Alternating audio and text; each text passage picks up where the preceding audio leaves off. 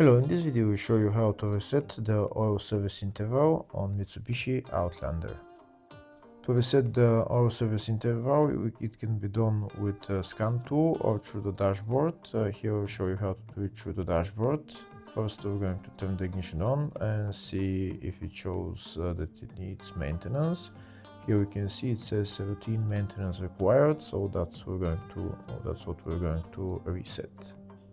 First we're going to turn the ignition off and we're going to press this button on the left until we see the spanner icon. This is the spanner icon right there.